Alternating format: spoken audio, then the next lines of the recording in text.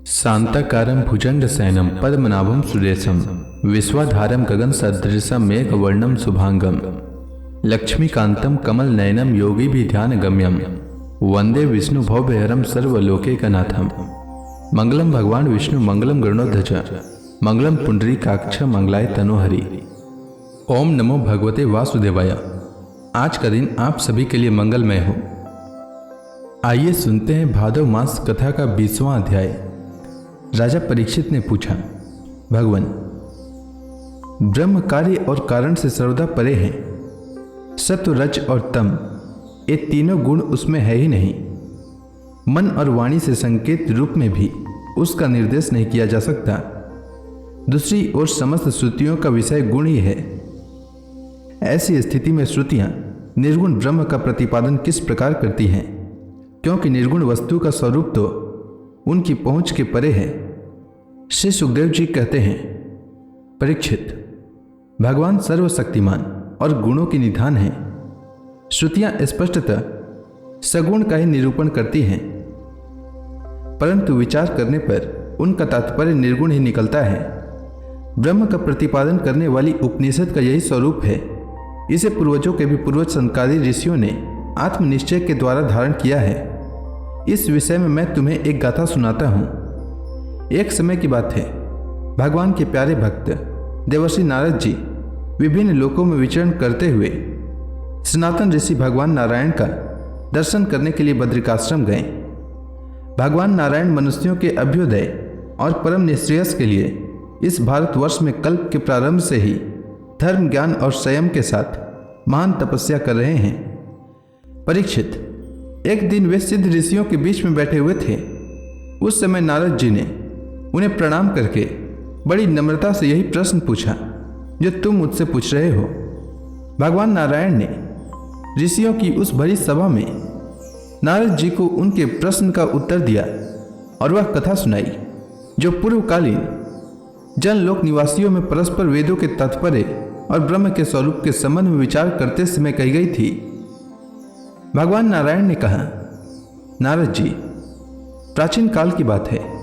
एक बार जनलोक में वहां रहने वाले ब्रह्मा के मानस पुत्र नैष्टिक ब्रह्मचारी सनक, सनंदन, सनातन आदि परमर्षियों का ब्रह्म सत्र हुआ था। उस समय तुम मेरी श्वेत द्वीपाधिपति अनिरुद्ध मूर्ति का दर्शन करने के लिए श्वेत द्वीप चले गए थे।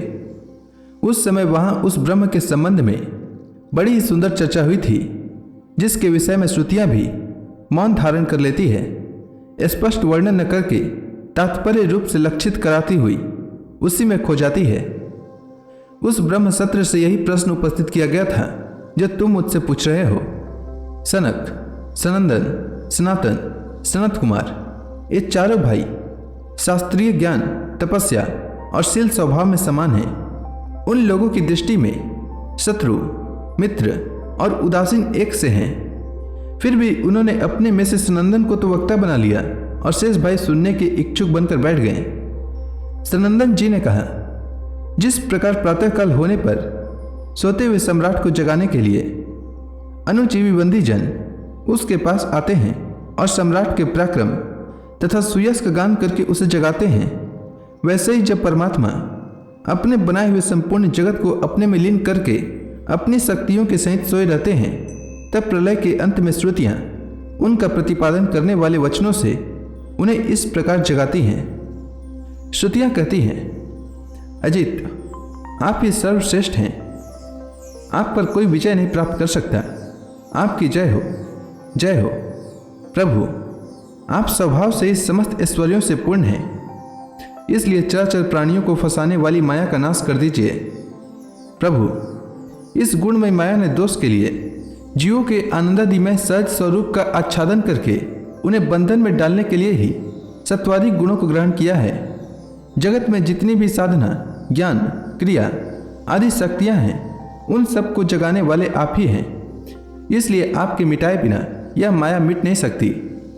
यद्यपि हम आपका स्वरूपता वर्णन करने में असमर्थ हैं, परंतु जब कभी आप माया के द्वारा जगत की सृष्टि करके सगुण हो जाते हैं या उसको निषेध करके स्वरूप स्थिति की लीला करते हैं, अथवा अपना सच्चिदानंद स्वरूप श्री विग्रह प्रकट करके क्रीड़ा करते हैं, तभी हम यत्किंचित आपका वर्णन करने में समर्थ होती हैं। इसमें संदेह नहीं कि हमारे द्वारा इंद्र, वरुण आदि देवताओं का भी वर्णन किया जाता है, परंतु हमारे सारे मंत्र अथवा सभी मंत्र दृष्टा ऋषि प्रतीत होने वाले इस संपूर्ण जगत को ब्रह्म स्वरूप ही अनुभव करते हैं, क्योंकि जिस समय यह सारा जगत नहीं रहता उस समय भी आप बच रहते हैं।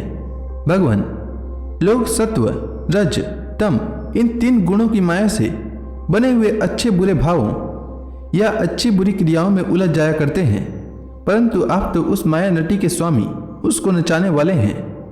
इसलिए विचारशील पुरुष आपकी लीला कथा के अमृत सागर में गोते लगाते रहते हैं और इस प्रकार अपने सारे पाप ताप को धो बहा देते हैं।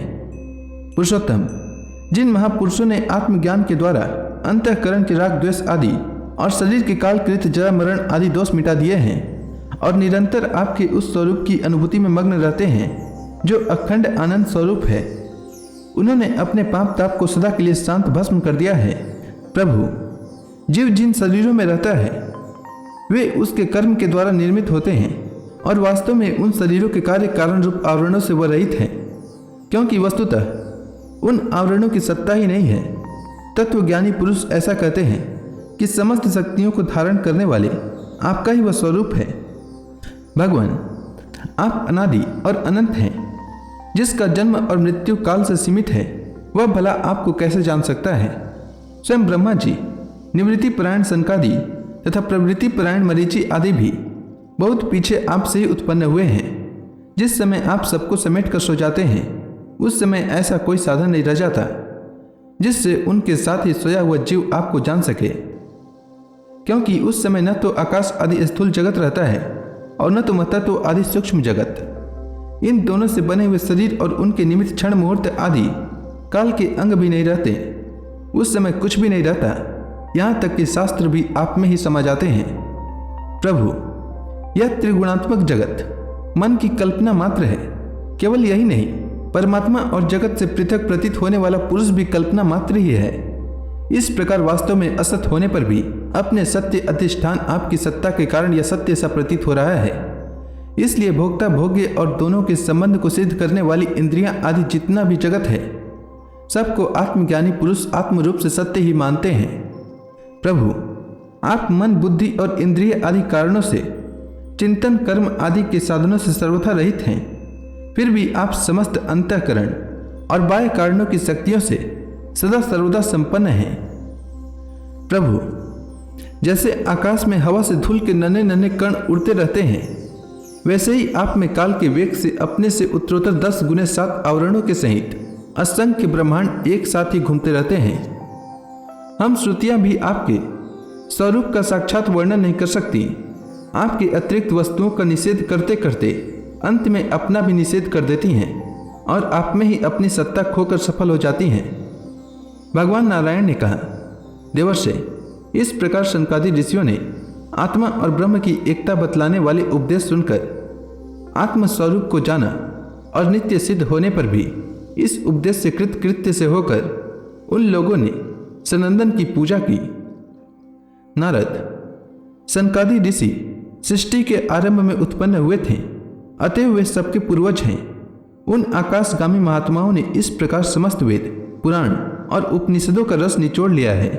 देवर्षि, तुम भी उन्हीं के समान ब्रह्मा के मानस पुत्र हो, उनकी ज्ञान संपत्ति के उत्तराधिकारी हो। तुम भी श्रद्धा के साथ इस ब्रह्म विद्या को धारण करो और स्वच्छंद भाव से पृथ्वी में विचरण करो। यह विद्या मनुष्यों की समस्त वासनाओं को भस्म कर देने वाली है। श्री सुखदेव जी कहते हैं, परीक्षित, देवर्षि नारद बड़े ही संयमी, ज्ञानी, पुण्यकाम और नैष्ठिक ब्रह्मचारी हैं। वे जो कुछ सुनते हैं उन्हें उसकी धारणा हो जाती है। भगवान नारायण ने उन्हें जब इस प्रकार उपदेश किया तब उन्होंने बड़ी श्रद्धा से उसे ग्रहण किया।